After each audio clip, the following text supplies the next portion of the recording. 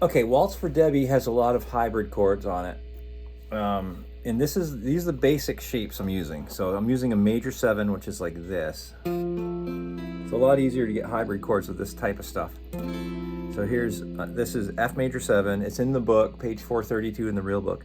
This is 8th fret, 7th fret, and 5th fret.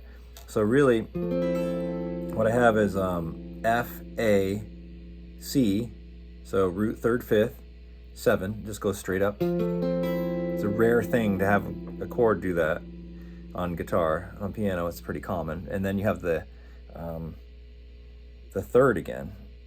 So it's just root 3rd, 5th, 7, and 3rd again.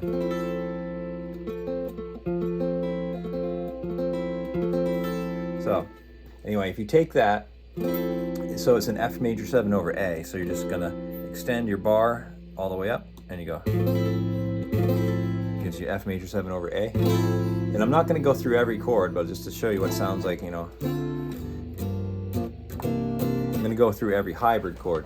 And then the A7 over G, okay, now this looks the same, but it's not starting on this string, it's starting on this one. So you're starting on the G string, and this is the shape for all the dominant 7 chords, and it's based off of, it's based off of, where is it based off of? Right here, A. So it's based off of the same fret, it's just based off of the other string. So instead of, the F was based off of this string, and this one's based off of this string. So if you played an A7, it'd be the same type of thing, you know, that'd be an A7. This is an A7 too. And this one is the 7. So it starts with the 7, and then it goes to the 9, and then you have the 3rd, and I believe the 13. So you have some tensions in this one. You know, you have like, here's a 9, here's a 9. You can hear that note's in there. And the 13 is that F sharp, which is right there. So you just, all you have in this chord is you don't have a root unless you don't have a root in the chord. You have a 3rd and a 7, a 9 and a 13. It's an awesome chord. And it gives you just a way to give some tensions on the chord. And then if you do this, that gives you the G note that you're looking for, the A7 with a G in the bass. It's kind of a dark chord, but that's what it is. And this is muted. So this is A7 over G. And then you're gonna take that same concept and just move it around. So D7 over F sharp. D7 is the root here, and you're gonna put the middle finger on the F sharp. Then the G7 over F is this. That's a G7 with an F, starting with an F, just automatically. It's going 8, 9, 9, 10, all in the middle strings. G7 over F. And then C over E, you're gonna do that same thing. Here's the C root right here. You're not playing that, but and then you play that note with your middle finger, gives you the E. That's your root. C7 over E. And then F7 over E flat, same thing you did before. F7 is the F, starting on the E flat. There are some tensions in there. I think it's a 13 and a 9 on it. And then B flat 6 over D is like, normally you play B flat 6 like this, but you just take the root off and then you just play from the D. Gives you B flat 6 over D.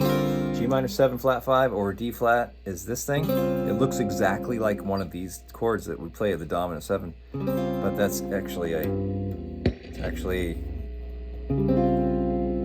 G minor 7 flat 5 with a D flat in the bass. So that's the flat 5, starting with a flat 5, and then you have the root, and then you have the 11, which is really cool, and then you have this note, which I think is a 7.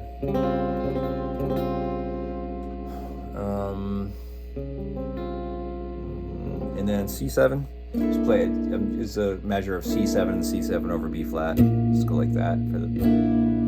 You have a bunch of normal chords, and then back to back to the original one, F major 7 over A. Then you have A7 over C sharp, same, put your middle finger on this fret, gives you the C sharp, A7 over C sharp, D7 over C, you can do like this, or you can do like this, G7 over B, you can do like that, that's kind of a cool way. C7 over B flat again, you already did this one. And then there's only a couple more until later, and then A major 7. So if you play an A major 7 like this, it's like, I'm basically barring that. This is on the A and the 5th, this on the 5th. That's an A major 7. I mean, it's got a 13, it's got tensions. All these chords have tensions in them. They're actually easier to play if you have tensions. And then you just take that off, gives you the C sharp in the bass, A7 over C sharp. D7 over C. Wait, A major 7 over C sharp is what I meant to say. Then it goes B minor 7, back to A major 7, A major 7, that same chord, do the same chord, but extend this up, so you have A major 7 with a G sharp in the bass.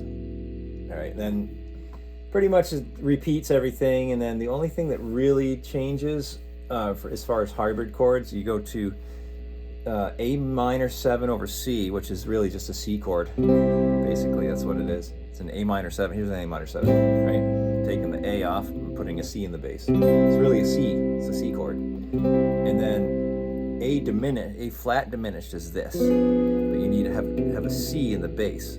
So you're gonna have to take this chord and bar it like this, and extend this up to C. Get a really weird chord, like nasty chord. And then G minor 7 over C is, if you did a G minor 7, I mean, you can do it like this without the 5th, and this is the same thing. So if you do that, and then you just don't play the G, you play the C instead, it's basically looks like a sus chord, or you can add that if you want, but that's G minor 7 over C. So again, that was